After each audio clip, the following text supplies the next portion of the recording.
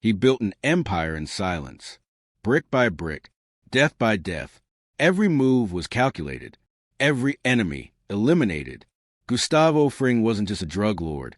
He was order itself, walking in human skin. Untouchable, precise, clean.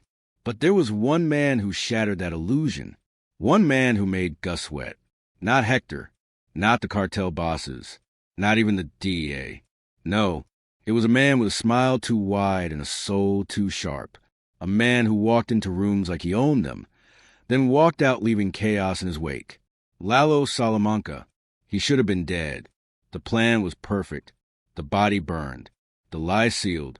But one whisper changed everything. He's alive. And in that moment, Gus knew he wasn't in control anymore. The hunter had just become the hunted. This isn't a story about power. It's about what happens when power meets unpredictability. And the quiet king of the Southwest realizes there's one man he can't manipulate, outthink, or contain. A ghost with a grin. And the only question left is, was Gus Fring afraid of Lalo Salamanca? Gustavo Fring was not born in chaos. He thrived in control. To most, he was a mild-mannered businessman, the soft-spoken owner of Los Palos Hermanos. But beneath that polite smile lived a mind that could calculate death like an accountant crunching numbers. Gus didn't just sell drugs. He designed an empire that ran smoother than any corporation. He bribed, blackmailed, and built a system where loyalty was everything, and error was fatal. But even the most perfect machine has one weakness. Lalo Salamanca was chaos in human form, but not the kind that screams and stabs in broad daylight like Tuco. Lalo was different, smarter, calmer, more dangerous. He could laugh with you 1 minute and slit your throat the next. He didn't rule with fear. He enjoyed being underestimated, and that made him lethal. Where Gus walked in shadows, Lalo danced in the spotlight. He didn't hide. He smiled, joked, disarmed you, and when he struck, you never saw it coming. While the rest of the Salamanca family wore their rage on their sleeves, Lalo wore it behind a charming grin and sharp eyes. Their clash was inevitable. A man obsessed with order, a man born to disrupt it. And somewhere between the silence and the smile, a storm began to build. Gus Fring didn't fear bullets. He didn't fear blood. He didn't even fear death. What he feared was disorder.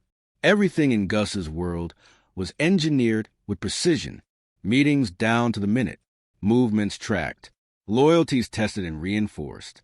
His drug empire wasn't just a business. It was a machine. And Gus was its clockmaker. Every gear turned exactly as he intended. Until Lalo. Lalo wasn't a gear that slipped.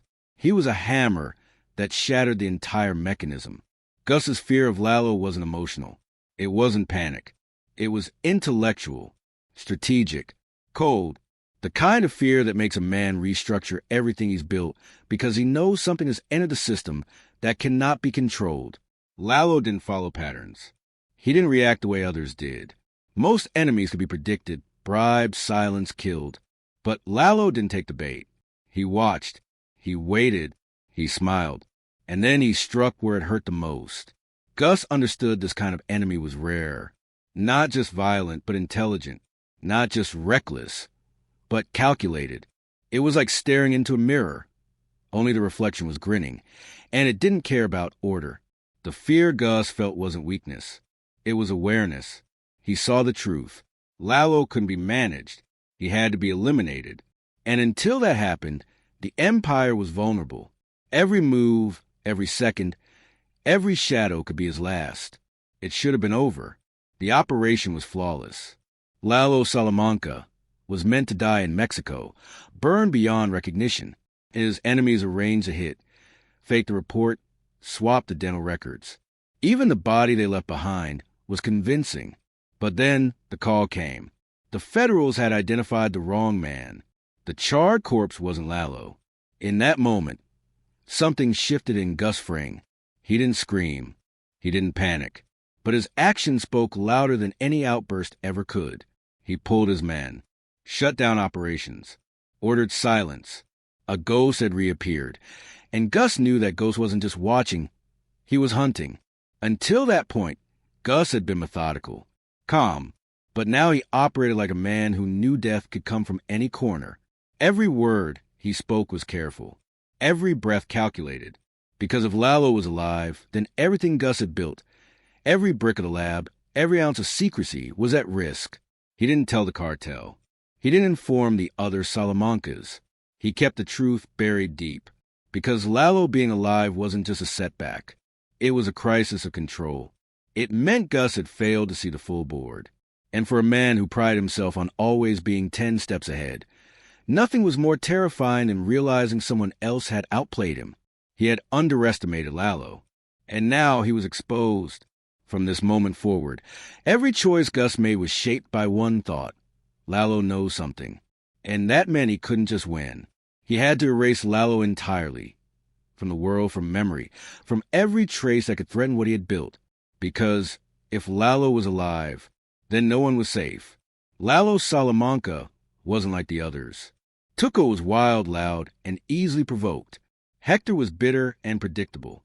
But Lalo, he was a different breed altogether. He didn't throw tantrums. He didn't make noise unless it served a purpose.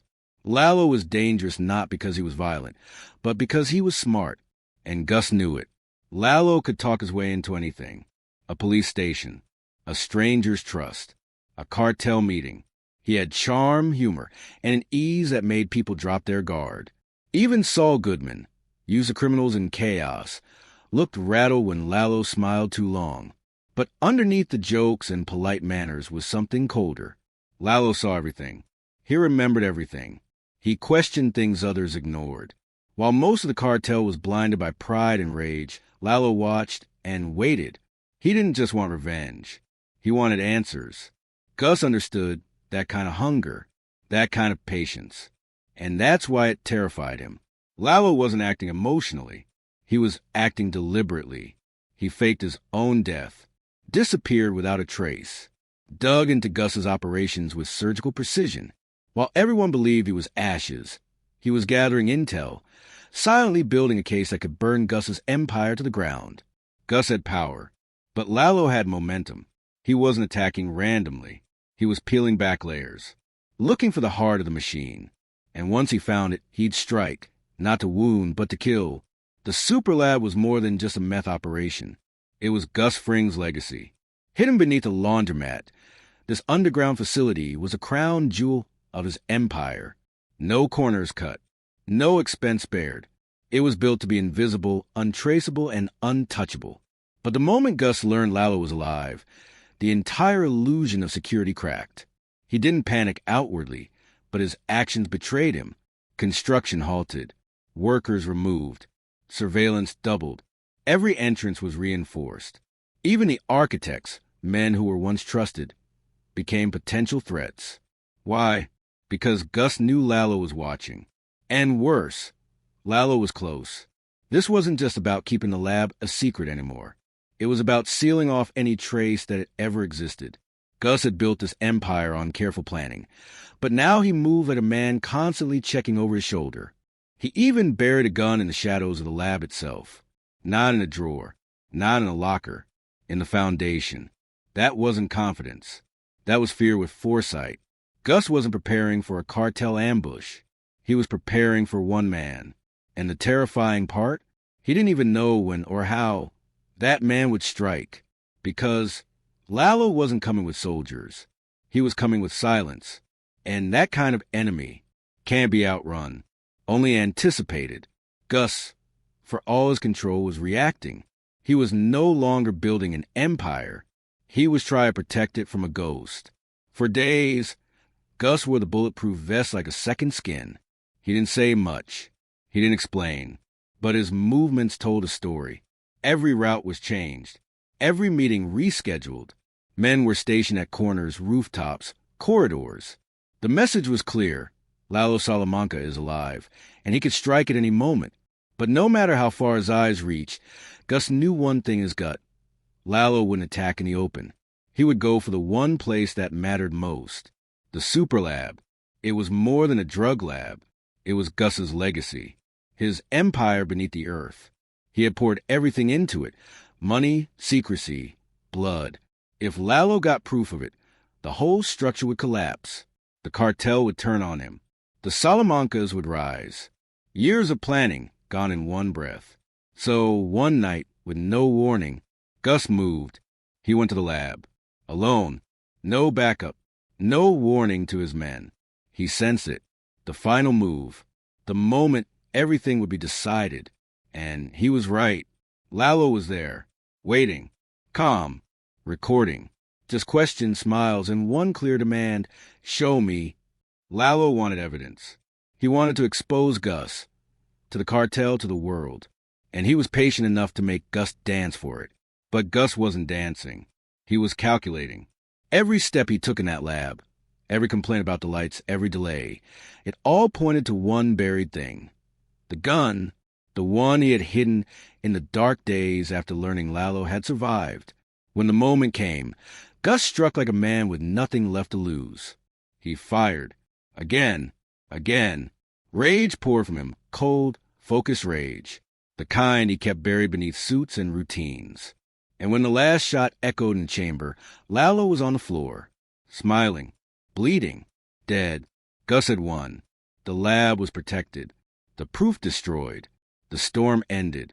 He buried Lalo in the same place he tried to expose. Covered him in the empire he couldn't kill. To the cartel, Gus was now untouchable. Efficient, loyal. They trusted him. But the Salamancas? They felt what had happened, even without proof. They never trusted Gus again, and Gus didn't care, because he had survived. But deep inside, where the fear once lived, something colder remained. Lalo was gone, but the lesson stayed. When it was over, Gus didn't celebrate.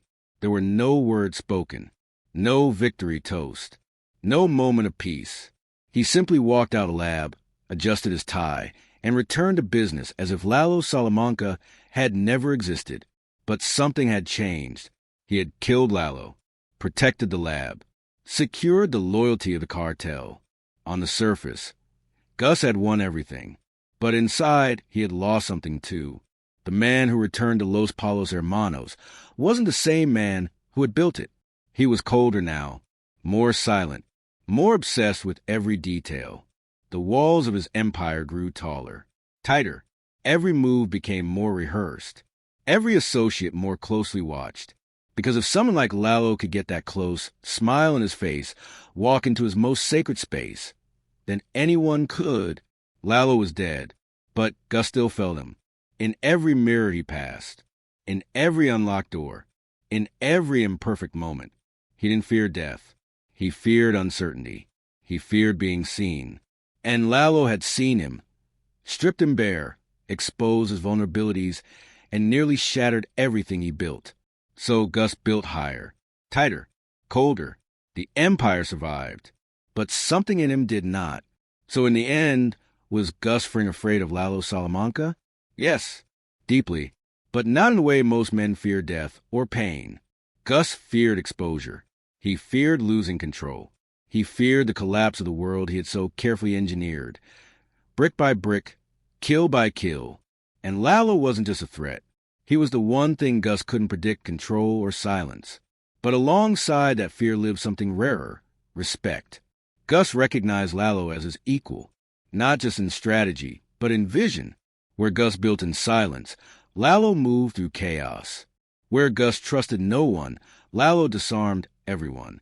They were two sides of the same coin, one forged in control, the other in charisma.